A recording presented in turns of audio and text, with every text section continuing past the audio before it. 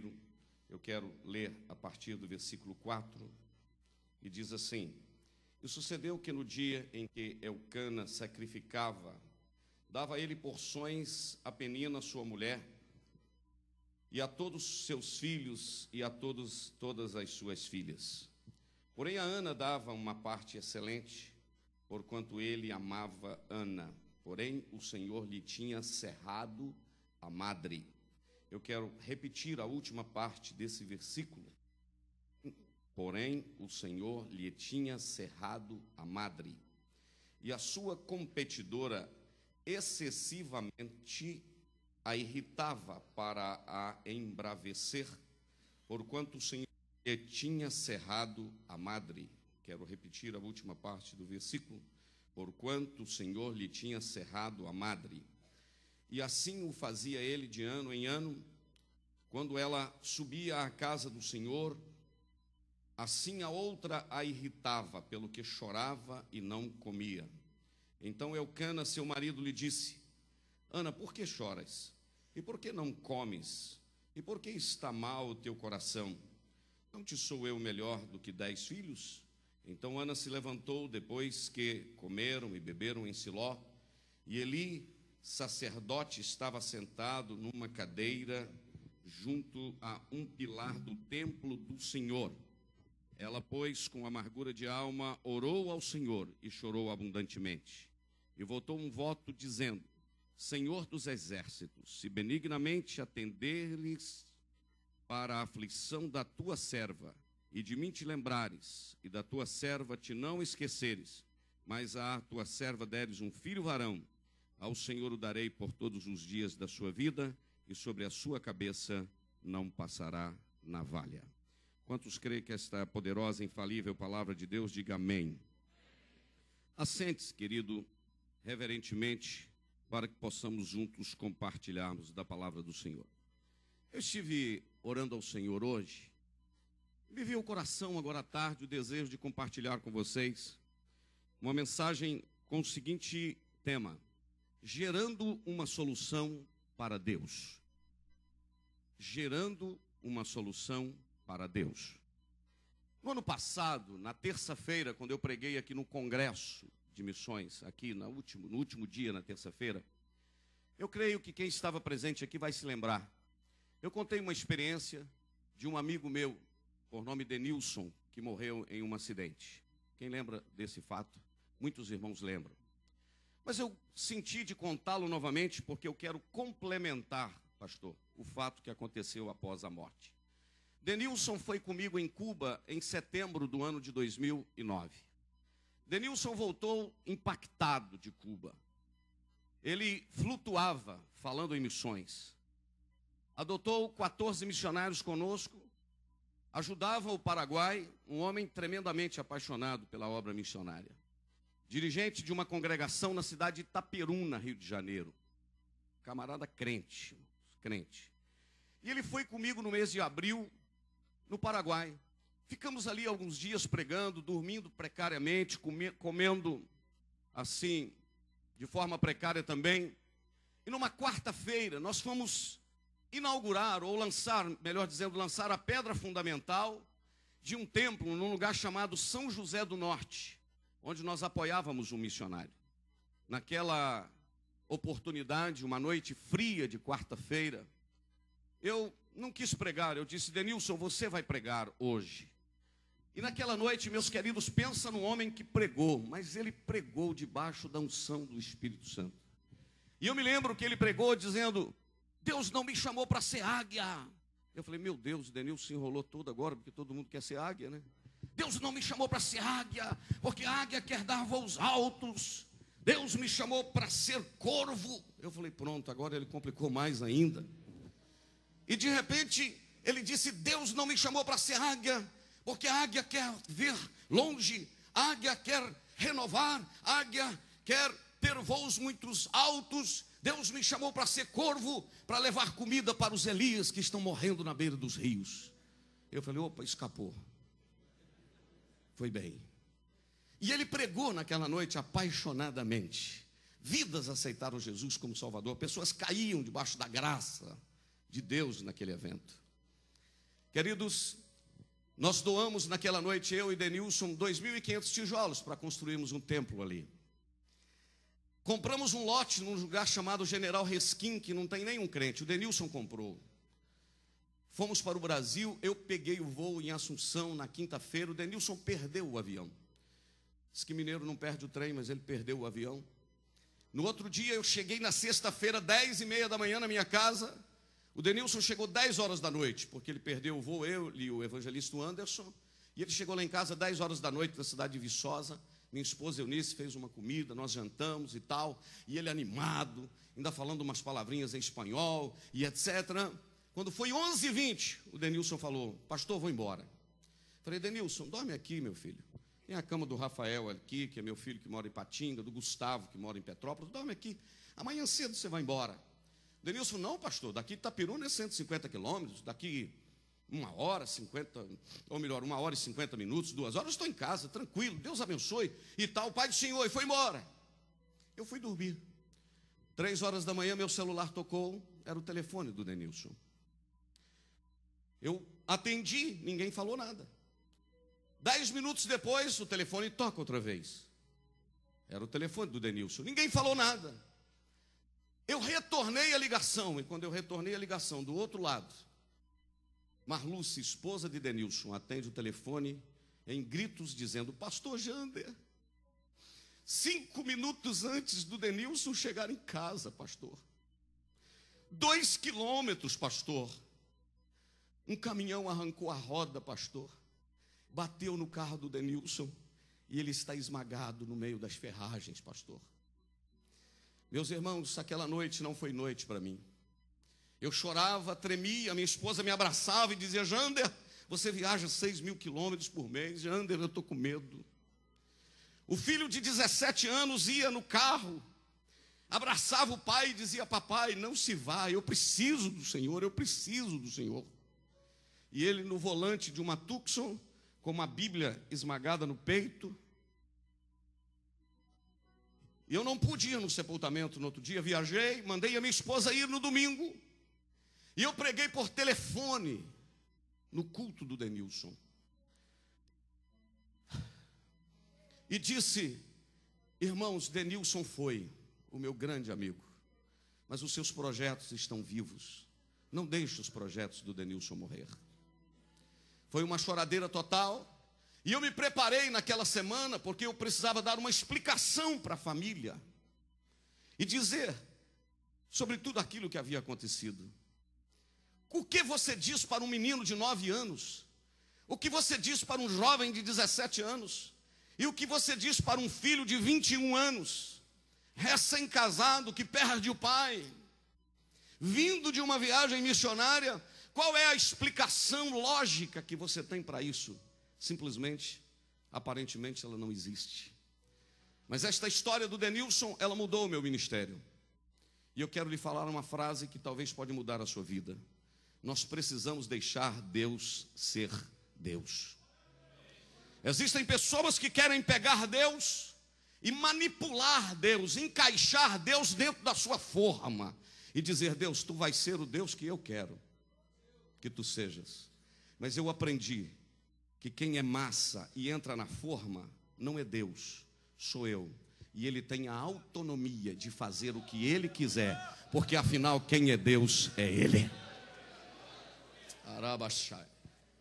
E eu me preparava aquela semana para receber a família e dar explicações. Que explicações eu daria? Orei aquela semana e quando foi na quinta-feira eu recebi um e-mail no meu computador. O e-mail era do Denislon, conhecido como Dedê, 21 anos, filho do pastor Denilson, que havia sido sepultado no domingo. Quando eu vi o remetente do e-mail, a minha barriga gelou, a minha mão suou, e eu falei: o que eu vou responder para esse menino agora? Ele começa a escrever e dizendo: pastor Jander, eu sou o Denislon, o Dedê, filho do pastor Denilson, que foi sepultado domingo. Eu sei que o senhor era o maior amigo dele de missões. Eu sei que ele viajava muito com o senhor. Estou lhe enviando este e-mail porque eu quero que o senhor me conte todos os projetos do papai. Eu quero que o senhor me fale tudo sobre a vida do meu pai. e quero que o senhor me fale qual o próximo país que ele iria com o senhor, porque eu vou no lugar do meu pai. Eu vou no lugar do meu pai. Não precisava mais explicações. Deus é Senhor e Ele sabe o que Ele faz. Ao ler aquele e-mail, eu falei, meu Deus, que coisa tremenda. Só para adiantar a história, naquela semana aparece na minha casa a família dele, com dinheiro para pagar todas as promessas que o pai havia feito no campo missionário. Dias depois, compramos um lote no Paraguai, e a minha história eu contei ela só até aqui no ano passado, e eu quero completar. No dia 16 de agosto do ano seguinte, nós descíamos em Assunção para ir, sabe onde? Em São José do Norte, onde Denilson havia lançado a pedra fundamental de um templo. Sabe para quê? Para fazer o batismo de 6 novos convertidos, ou 7 novos convertidos. Sabe mais para quê? Para ver Jesus batizar 6 crentes com o Espírito Santo. Sabe quem estava comigo na caravana? O Dedê, filho do pastor Denilson. Sabe quem pregou na porta do templo na hora da inauguração de puxar o laço, a fita? O Dedê. Sabe qual a Bíblia que ele usou? A Bíblia do pai, manchada de sangue, disse, meu pai foi, aqui está a Bíblia dele, mas eu estou aqui para continuar a obra no lugar do meu pai. Eu queria que você adorasse, porque Deus sabe o que faz. Até aquilo que está dando errado, na realidade não está dando errado. Deus tem o controle de toda a situação, e em meio às dificuldades, Ele reverte o quadro e levanta dentro da tragédia vitória para que o seu povo receba a bênção, porque a obra de Deus ninguém segura ela. Quem crê nisso glorifica o nome de Jesus. Agora ele me mandou um e-mail dizendo, pastor Jander, que dia que o senhor vai pedir o meu passaporte para o senhor pegar o meu visto para mim ir para Cuba com o senhor? Ele agora é diácono da igreja, está inflamado com o poder, porque um tombou, Deus levanta outro, e é sempre assim na obra de Deus. E eu descobri, prezados pastores e companheiros, que é melhor morrer no fronte da batalha, é melhor morrer vindo de uma obra missionária, do que morrer encostado no canto da igreja, sem fazer nada para Deus. É melhor morrer sendo fiel. Deus te trouxe aqui para te dizer esta noite que Ele sabe o que Ele está fazendo. Certa vez, chega uma notícia para Jacó. Jacó, o seu filho, ficou preso, mais um lá no Egito. E eles mandaram buscar o Benjamim, que é o seu filho amado, com Raquel. Tem que levar. Diz a Bíblia que Jacó desabou em chorar e dizer, já perdi José, não sei onde está, morreu. Isso já havia passado mais de 20 anos. Tem um preso no Egito, e Benjamim agora, o meu amado, está sendo levado. Sabe o que Jacó disse? Debaixo de lágrimas descerei à sepultura. Naquele momento eu entendo, pastor Newton dos Santos, que Jacó pensou que Deus estava contra ele, porque tudo estava dando errado. Mas eu venho aqui te dizer esta noite, a única pessoa que está contra você é o diabo. Deus nunca estará contra você. Até aquilo que parece tragédia, Deus transforma em bênção, porque o meu Deus é especialista em usar situações adversas e transformá-las em situações de vitória. E é sobre isso que eu quero compartilhar com você esta noite. Às vezes, queridos, nós não entendemos, mas a história prova que Deus, Ele tem um trabalhar superior à compreensão humana. Deus trabalha acima da lógica. Deus trabalha acima daquilo que é natural, normal. Aleluia. E eu venho aqui te dizer uma coisa, que dentro de uma provação, Deus, o Senhor, mostra a sua soberania e que Ele tem propósitos definidos.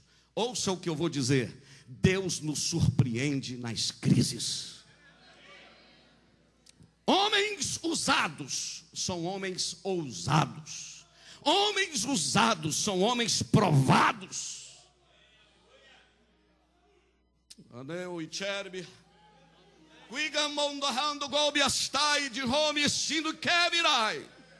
Vivemos num mundo apressado, um mundo em que as pessoas, tudo é de flash, tudo é rápido, tudo tem que ser velox, tudo tem que ser depressa. Deus tem pressa no que se diz respeito à salvação do ser humano, mas no sentido de trabalhar no caráter, na personalidade daqueles que Ele vai usar. Deus não tem pressa, Deus investe a longo prazo, e as provações vêm para te provar que antes de subir ao pódio é preciso passar no vale, e é melhor estar lá quando Deus coloca do que subir apressadamente e saltar e queimar etapas da nossa vida. Suporte, porque Deus sabe o que Ele está fazendo. Em momentos de crise, como esta família passou na perda de um familiar, eu quero te dizer que crise pode representar duas coisas: fracasso ou vitória. Crise pode representar fim ou começo. Crise pode representar céu ou inferno. Se você está em crise aqui esta noite, quem sabe é uma porta aberta para uma grande vitória. Depende da maneira que você olhar essa luta e essa tribulação. Se você compreender da maneira que Deus faz, porque nem toda luta é o diabo que manda, não, irmão. Eu já vi crente falar: ah, pastor, o diabo mandou um vento. Deus também manda vento. Em Jonas capítulo 1 foi Ele que mandou. Quem sabe o vento que você está passando é Ele que mandou. Porque dentro da tua provação você vai gerar uma solução para Ele. Dentro de um naufrágio, Paulo foi parar na ilha de Malta. Lá ele orou e curou no nome de Jesus com autoridade. Ele curou o pai de Públio, o líder daquela ilha. E eu tenho certeza que uma igreja ficou implantada ali, porque onde Paulo passava, uma igreja ficava implantada. Quando Uzias morreu, era uma crise, mas gerou um profeta que viu o céu aberto e viu o Senhor assentado no alto e sublime trono, e Deus disse para ele: quem morreu foi Uzias, eu continuo no trono. Dentro da crise, Deus vai te provar que quem morreu foi Uzias, mas ele continua no trono. Quem crê que ele continua no trono, glorifique o nome dele. Olha aí que coisa linda. Adore. Aleluia. Sabe por quê? Aquilo que parece impossível, Ele muda a história. É assim que Ele faz. É assim que Ele faz. No caso de Ana, especificamente, que eu quero tratar com vocês nos próximos minutos, a história de Ana me diz como eu posso gerar uma solução para Deus dentro de uma crise, dentro de uma dificuldade. Repita comigo: Ana tinha um problema. Qual era o problema de Ana, hein? Você se lembra? Ela era estéril, ela queria ter um filho. Eu estou pregando assim de forma bem simples, porque eu acho que a compreensão da palavra, a mensagem precisa trazer edificação, exortação, consolação e também erudição bíblica. Eu quero que você entenda: Ana queria um filho, o sonho dela era ter um filho. Ela tinha um problema, diga comigo, um problema. E Deus tinha 3. Pastor, o senhor está maluco? Falar um negócio desse que Deus tinha problema? Tinha. Eu estou usando, irmãos, aqui uma linguagem humana para você compreender, porque Deus não tem nada que Ele não possa fazer. Mas eu estou usando uma linguagem antropomórfica, dando forma para Deus, que Deus levanta, que Deus faz, que Deus tal. Não, mas Deus tinha um problema, tinha 3 problemas. Ana tinha um, Deus tinha 3. O problema de Ana era um filho. Qual era o problema de Deus? Deus tinha 3. Deus tinha um problema porque Ele precisava de um sacerdote, precisava de um juiz e precisava de um profeta. Havia 3 crises instaladas em Israel. Primeira crise, política. Diz o livro de Juízes que cada um, pastor Nilton, fazia, pastor Real, o que queria. Ninguém mandava em ninguém. E a Bíblia diz que onde não há sábia liderança, o povo se corrompe. Não existe poder vago. Ou você manda, alguém vai mandar. Se lá na sua casa você não manda, sua mulher vai mandar, seus filhos vai mandar, quem ganha mais vai mandar. Se na igreja o pastor não tem autoridade, alguém vai mandar. Até a profetisa que levanta e diz: eis meu servo, é assim que tem que fazer. E ninguém mandava em Israel. Deus tinha um problema, Deus precisava de um juiz. Mas Deus também, queridos, tinha uma outra crise, porque a primeira crise era política, precisava de um juiz.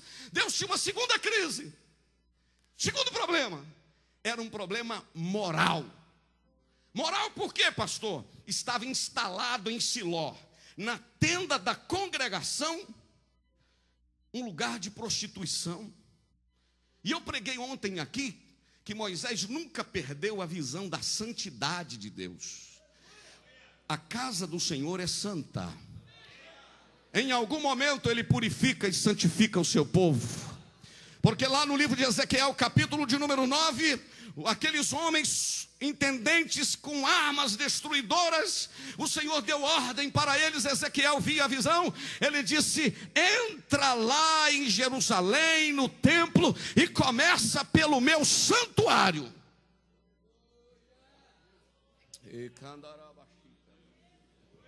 E Deus foi suportando a crise moral instalada lá.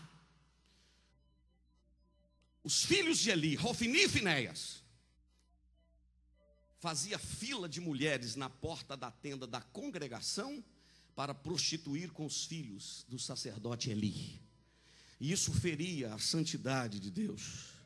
E a Bíblia diz nos livros dos Salmos 101, que aquele que usa de engano não permanece dentro da minha casa. Aqui não tem cabeça de boi enterrado não, meu amigo. Porque tem um Espírito de Deus que revela na moral, revela no material.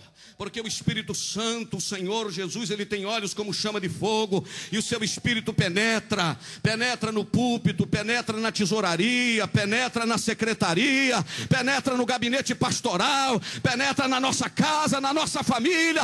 Deus sabe o que passa.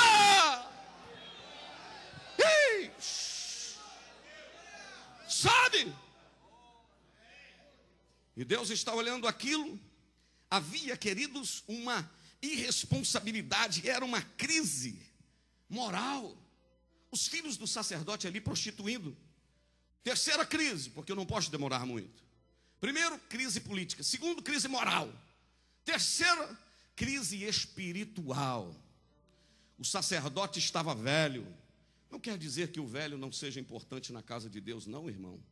Salmos 92 diz que o justo florescerá como a palmeira, crescerá como o cedro no Líbano.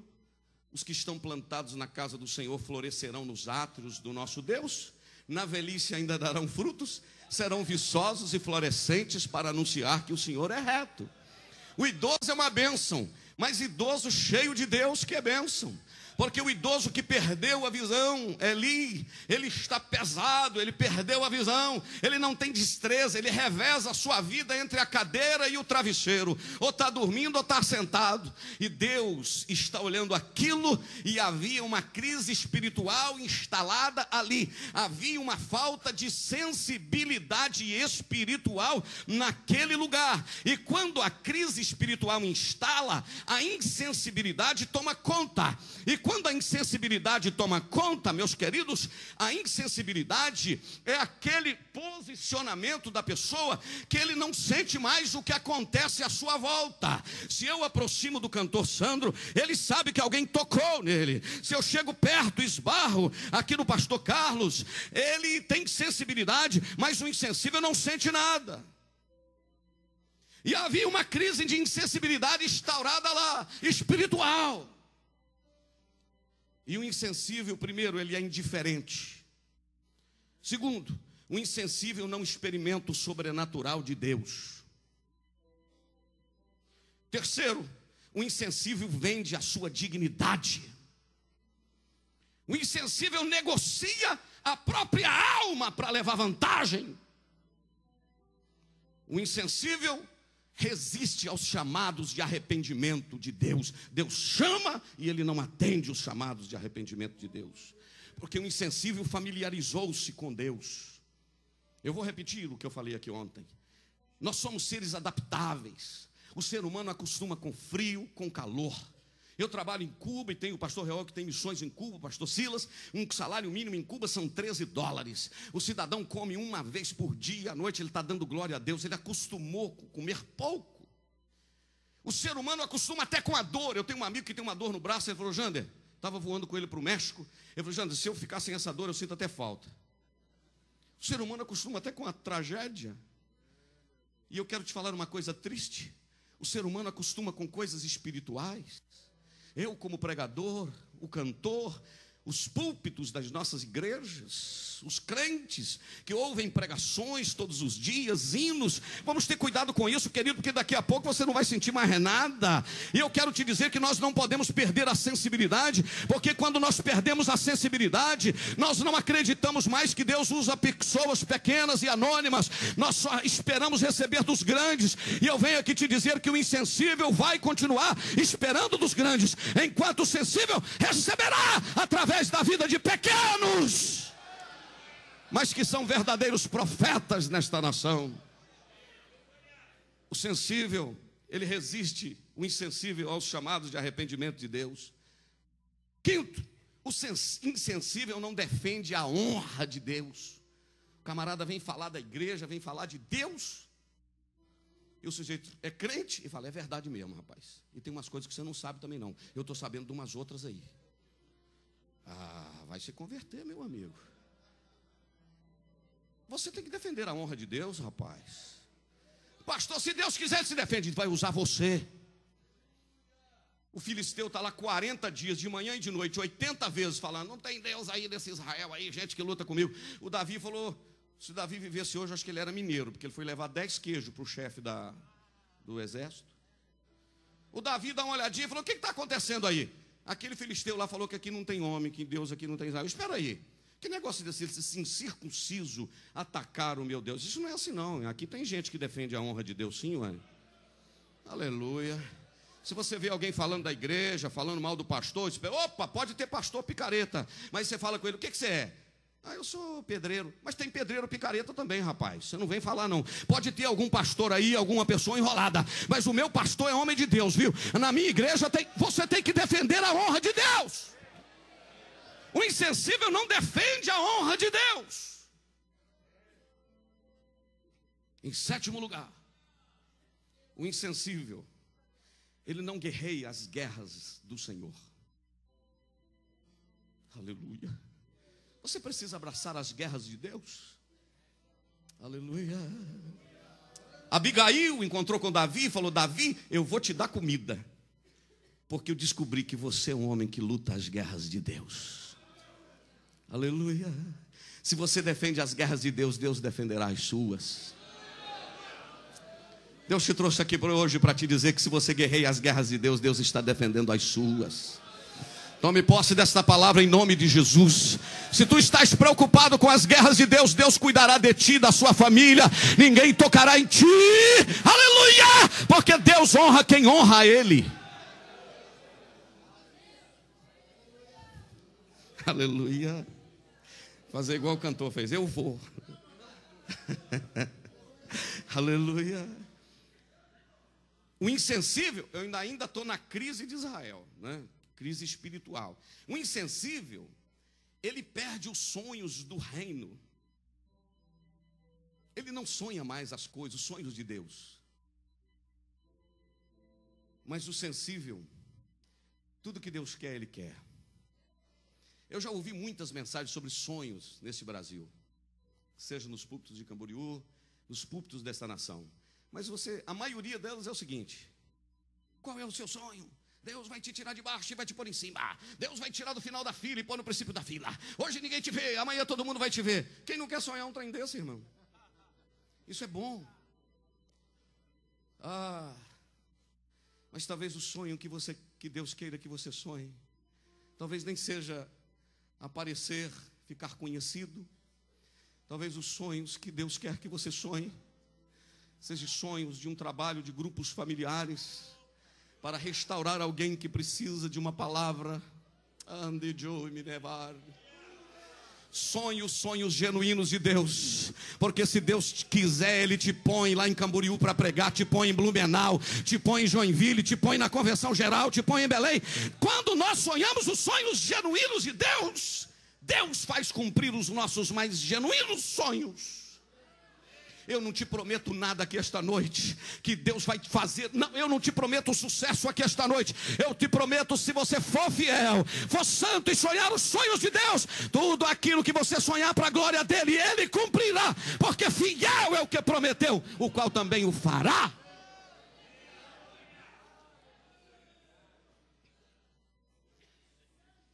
Oitavo lugar, o insensível não adora. Vou contar aqui outra vez. Já contei. Foi para a nossa igreja em Viçosa um menino, um jovem, de uma igreja tradicional. Jesus batizou ele com o Espírito Santo lá. E ele veio para a nossa igreja, para a Assembleia de Deus, quando eu morava em Viçosa. Conversou comigo, eu falei, vem meu filho, vem. Você não vai falar um labaxéia lá e no meio dos tradicional eles vão te botar para correr. Aí ele veio para a nossa igreja. Depois de uns 2 anos eu viajando com ele, eu falei, Fabinho, o que você mais está gostando da nossa igreja? Eu confesso para vocês que uma pontinha de vontade, de aplauso, pontou no meu coração. É claro que ele vai dizer que ele está gostando do seminário que eu dou aula. Que ele é meu aluno no seminário. Caí do cavalo.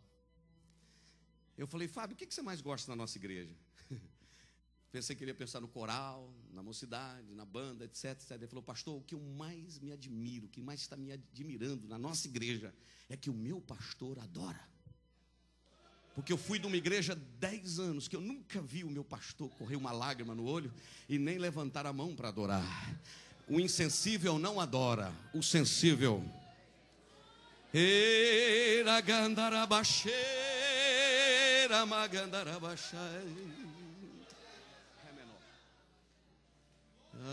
Se eu fosse você, adorava a Deus,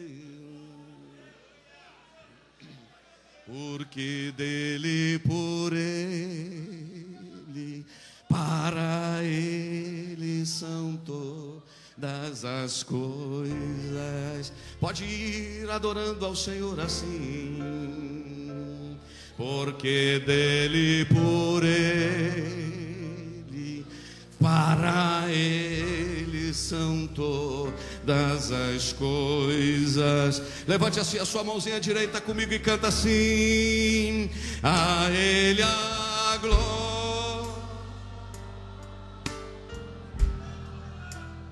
a Ele a glória, a Ele a glória. O sensível sente quando ele está. O sensível sabe quando ele está falando. Há um hino, derrama novo e astergue ela súbia, um hino nesta nação cantado por uma dupla, Raíssa e Ravel. Eles dizem assim: eu conheço essa voz, eu conheço esse jeito de partir o pão. Quem conhece ele adora, é sensível. Então adora, abra a tua boca e adore.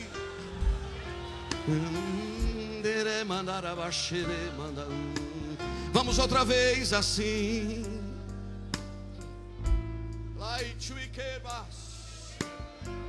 Entre no santo do santo esta noite e adora a Ele.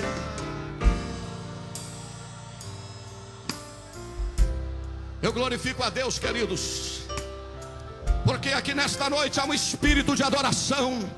O Senhor está aqui para nos dizer: Ele precisa ser Deus na nossa vida. Deixa Deus ser Deus. Deixa Deus fazer o que Ele quiser. Até da tragédia Deus abre as portas e transforma e muda tudo.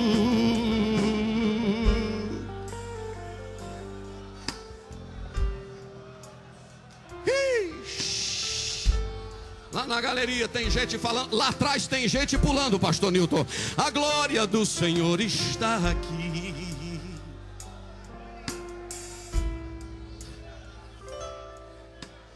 Você pode cantar até em línguas espirituais.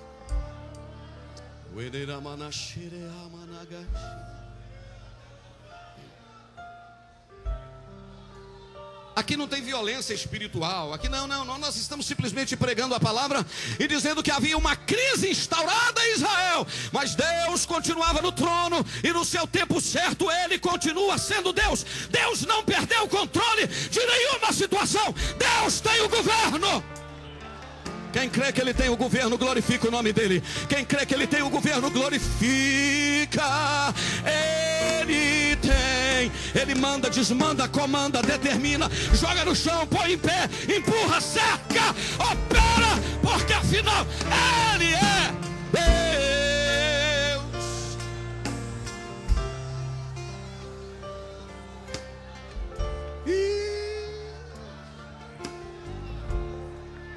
When the lavish, my this is more. When it is, oh my this of I. Adore. And the levai, when it is me. Wide all over. With the levante a sua mão e canta a Ele a glória. A Ele a glória.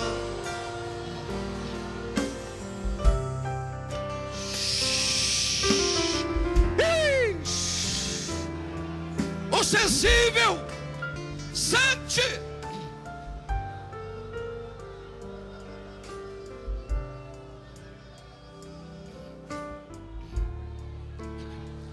Escute-me, por favor. Esses dias Deus me deu uma mensagem com o seguinte tema. Não vou pregá-la, quero só mencioná-la. Os escandalosos e os silenciosos. Como assim, pastor? Os escandalosos, não no sentido pejorativo. Mas eu descobri na Bíblia que tinha gente escandalosa, que para adorar ele gritava como Davi: tira-me do fundo desse poço. E ele gritava, rolava. Tinha o cego, pastor Reuel: Jesus, filho de Davi, tem misericórdia de mim. Jesus, filho... O escândalo.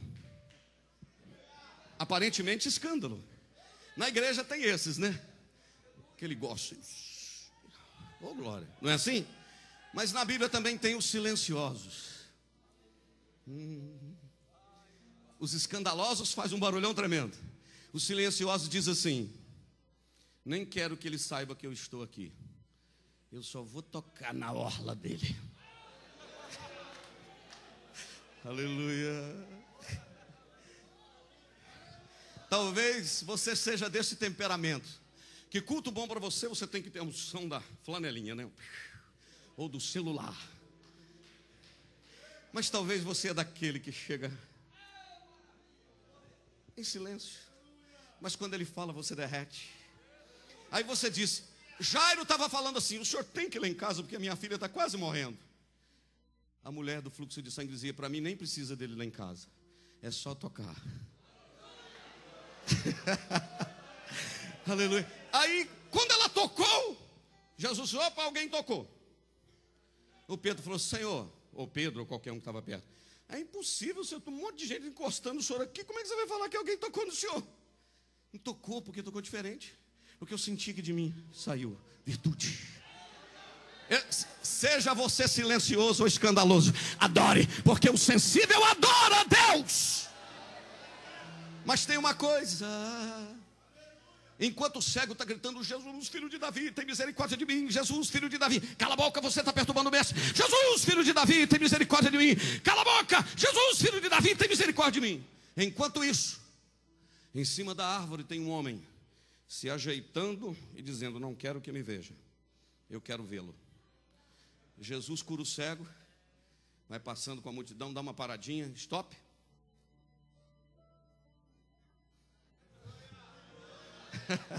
Você pensou que não ia te ver, né, Zaqueu? Mais ou menos assim, né? Você está quietinho aí, não está? Eu sei o seu nome, tu chama da Zaqueu. Desce que eu vou na sua casa. Não importa como tu és, eu quero que você seja sensível e adore a Deus. Aleluia. Se você pode dar um forte aplauso a Ele, aplauda, porque a Ele pertence a honra, a glória e o louvor.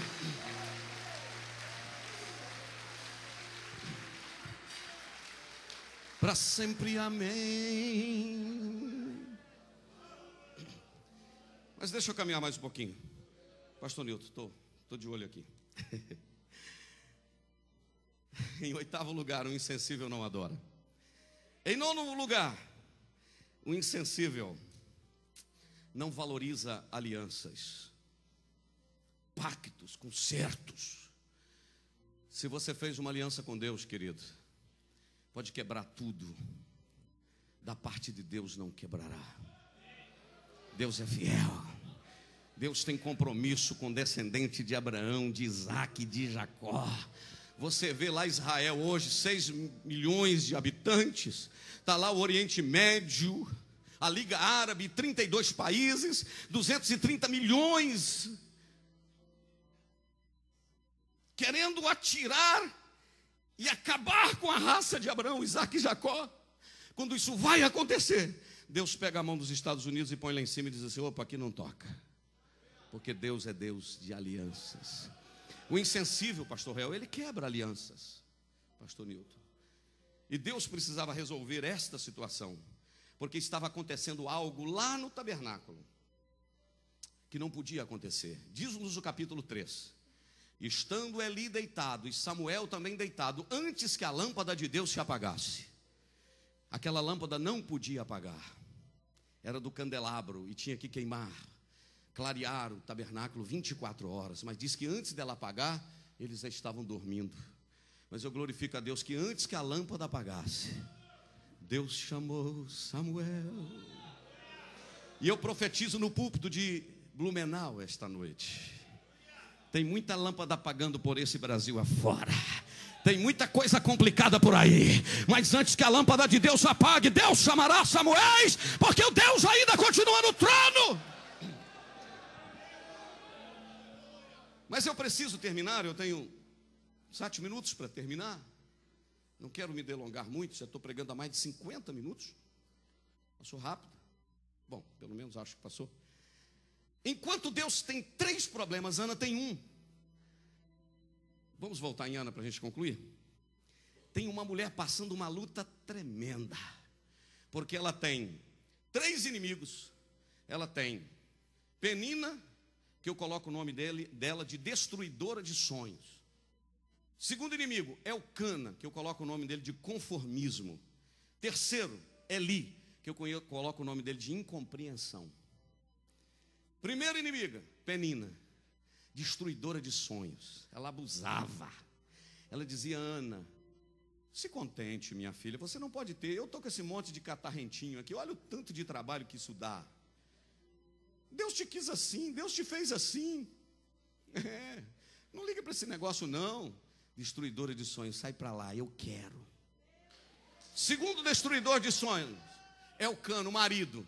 Esse camarada era muito amável, I love you, cheio de amor. E ele dizia: Ana, porventura não sou eu melhor do que 10 filhos? É como se ele dissesse assim: fica chorando por esse menino não, pensa em mim, liga para mim, não liga para ele. Eu amo você tanto. I love you. Obrigado por me amar, mas eu quero filho. Terceiro inimigo, incompreensão. Tu estás embriagado aqui no templo, bebeu no boteco e veio curar aqui a sua embriaguez no templo? Não, meu Senhor.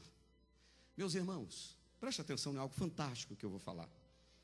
Se Ana vivesse hoje e ela fosse em algumas igrejas que têm bem espirituais, entre aspas, alguém diria: Ana, orando e analisando a sua situação, chegamos à conclusão que o seu problema de não ter filho, Ana, é que o seu problema, você tem uma maldição hereditária. A sua tataravó não teve filhos, a sua bisavó teve algum problema, a sua avó, etc, e tal, e houve um problema na família, na linha genealógica aí da genética, e você tem uma maldição hereditária, Ana.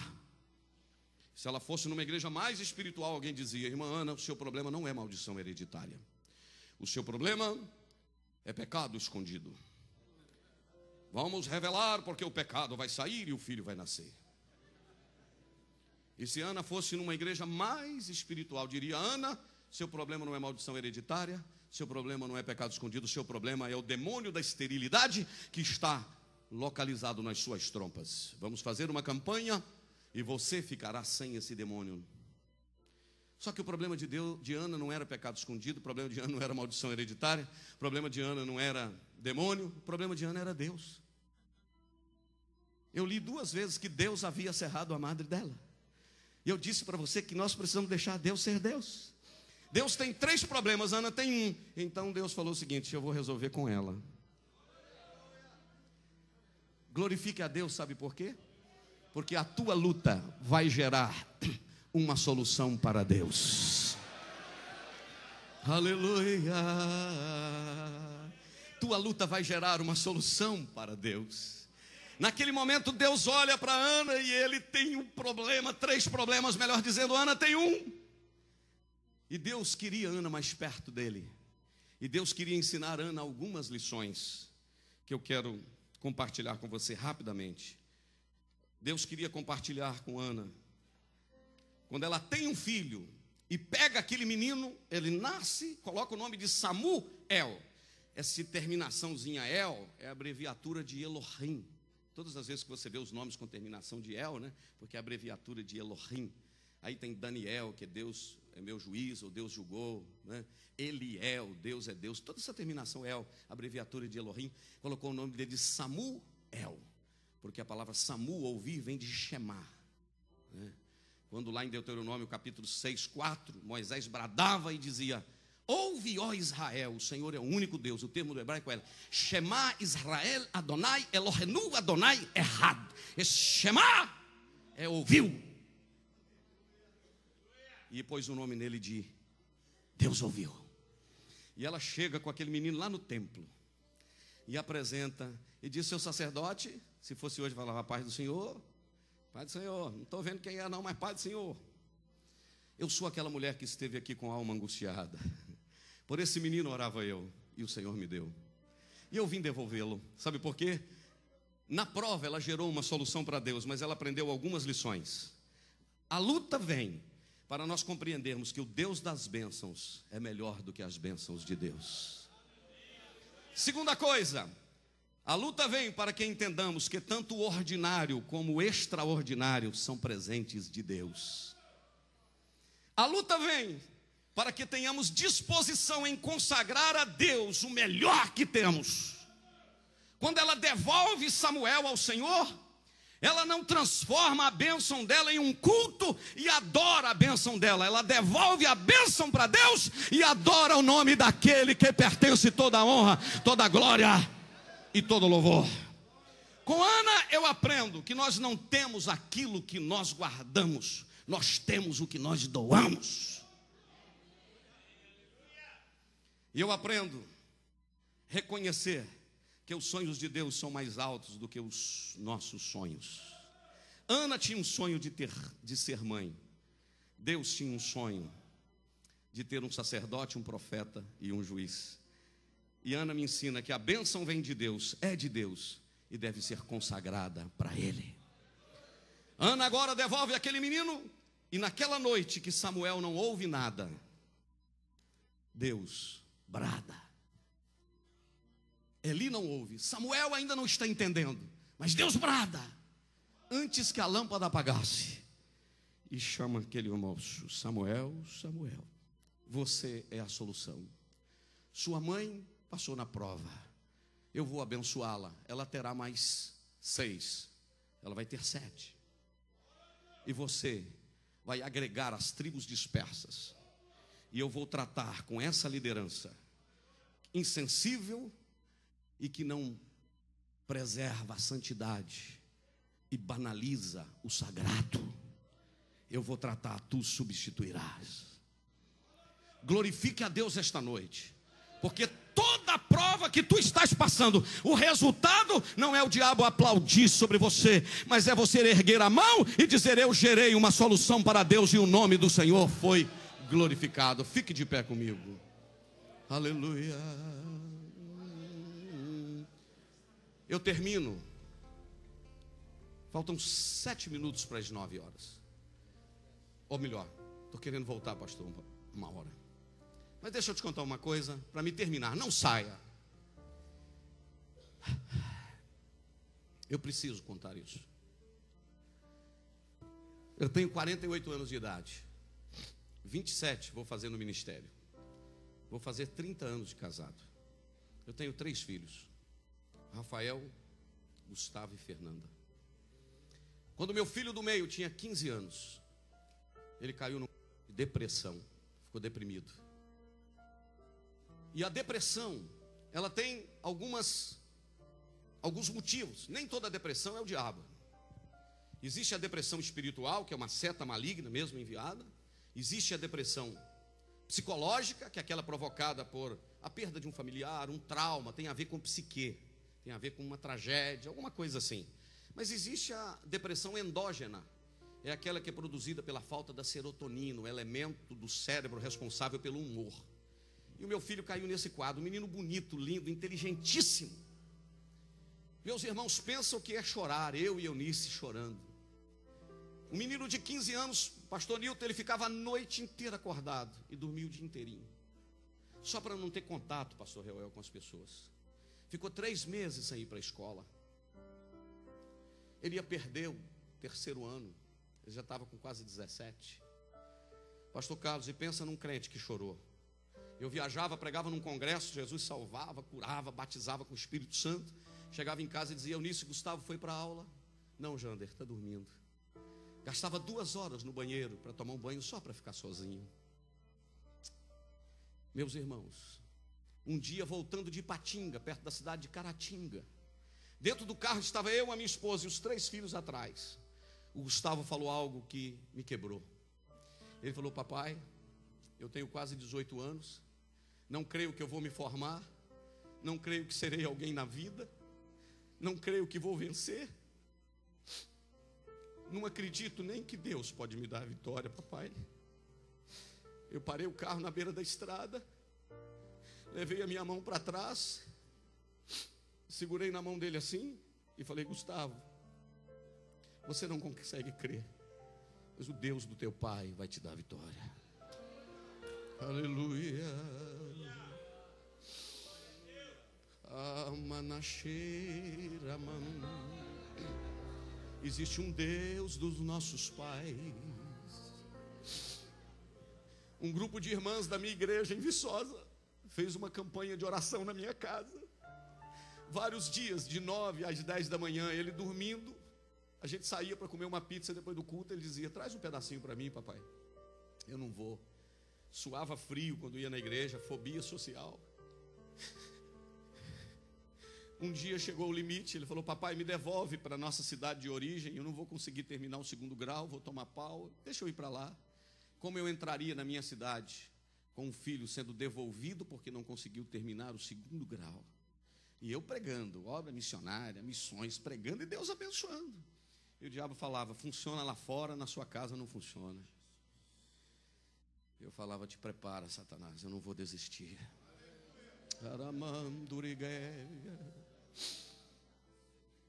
Na luta, você vai gerar uma solução para Deus. Hoje eu sou um homem muito mais sensível. Cuidado com aquelas pessoas que já sofreram muito na vida, elas são impossíveis.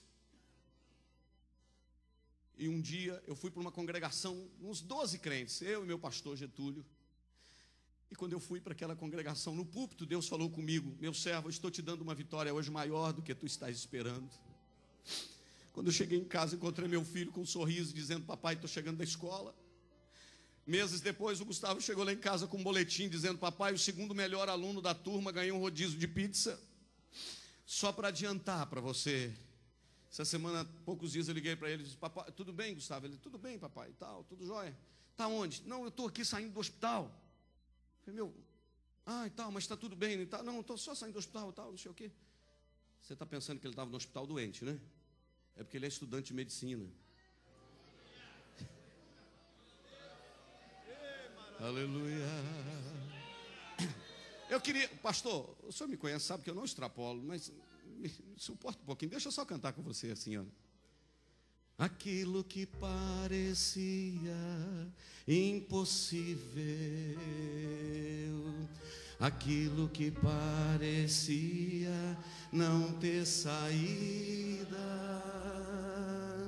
aquilo que parecia ser minha morte, mas Jesus mudou minha sorte. Sou um milagre e estou aqui. Rasga sua alma e canta assim: aquilo que parecia impossível, aquilo que parecia não ter saída, aquilo que parecia ser minha morte, mas Jesus mudou minha sorte. Sou um milagre e estou aqui. Enquanto os meninos tocam e você adora, deixa eu te dizer, a prova vem para nos ensinar que nós somos de barro, quando muitas das vezes nós pensávamos que éramos de aço inoxidável. A luta vem para nos mostrar que nós somos da terra, quando nós pensávamos que éramos seres sobrenaturais. A luta vem para nos mostrar que nós dependemos dele e que ele é o Deus da nossa vida, e sem ele nada podemos fazer.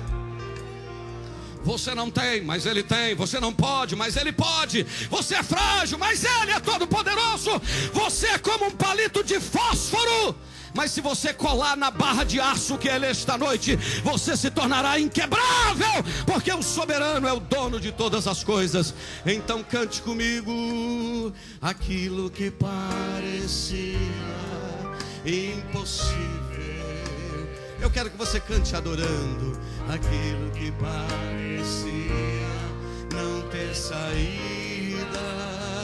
Adore aquilo que parecia ser minha morte, mas Jesus mudou minha sorte. Sou um milagre, estou aqui. Eu te prometo que é a última vez, com a sua mão para cima. Aquilo que parecia impossível. Se eu fosse você, só adorava. Aquilo que parecia não ter saída, ele tem a saída. Aquilo que parecia mas Jesus mudou minha sorte. Sou um milagre, estou aqui. Somente os meninos tocando, e eu oro por você. Estenda sua mão comigo, não para o céu, as palmas das suas mãos assim. Aleluia. O pastor está me dando liberdade aqui, irmãos. Deus está aqui. Venha. Você, a obra está inacabada e Deus está gerando uma solução através da sua vida. Venha, deixa eu orar com você aqui na frente. Você que foi impactado com esta mensagem esta noite, venha. Nunca houve noite que pudesse impedir o nascer do sol da esperança, e não há problemas que possam impedir as mãos de Jesus para me ajudar. Nunca houve noite que pudesse impedir o nascer do sol da esperança, e não há problema que possa impedir. Venha, venha. As mãos de Jesus para me ajudar. Haverá um milagre dentro de mim. Vem descendo o rio para mudar a vida. Esse rio que emana lá na cruz, ao lado de Jesus. Haverá um milagre dentro de mim. Vem descendo o rio para me dar a vida. Esse rio que emana. Deus vai mudar a história. Deus vai mudar a história. Agora abra a sua boca e canta com vontade. Aquilo que parecia impossível. É isso mesmo, pastor Reuel. Quando parece impossível, é ele que age. Aquilo que parecia não ter saída, aquilo que parecia ser minha morte, mas Jesus mudou minha sorte. Sou um milagre e estou aqui. Mais uma vez, e bata no peito assim dizendo: aquilo que parecia impossível, aquilo que parecia não ter saída. Aquilo que parecia ser minha morte, mas Jesus mudou minha sorte. Sou um milagre, estou aqui. O tema do nosso congresso diz: você não pode ficar indiferente. Havia uma igreja indiferente em Siló, insensível, mas Deus mudou a história. Continue tocando e eu vou orar por você. Sabe o que Deus me manda dizer aqui esta noite? Eu sou responsável, irmãos, por aquilo que eu falo. O Senhor, eu não brinco com coisas espirituais. Muitas vezes nós olhamos a situação nossa mesmo, ou de pessoas à nossa volta, pastor Newton, e as pessoas dizem: coitado, acabou, é o fim. Deus está olhando e dizendo: não tem nada no fim, está tudo no começo. Aleluia.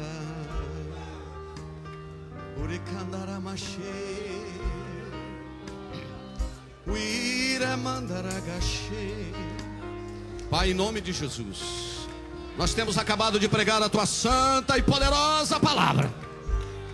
Chamando-me Astérgia, é palavra do Senhor. Pregamos, ó Deus, dizendo que nós podemos gerar uma solução para o Senhor. Pregamos, Senhor, que nós precisamos deixar o Senhor ser Deus.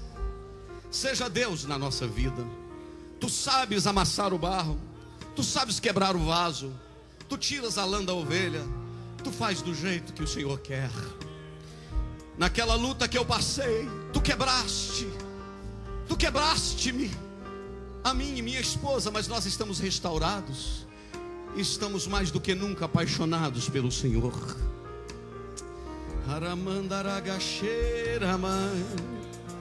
Tu nos trouxeste aqui esta noite, Senhor, para dizer que esta luta não é o fim, é uma porta aberta para grandes vitórias. Tu nos trouxeste aqui para dizer que tu tens o comando nas mãos.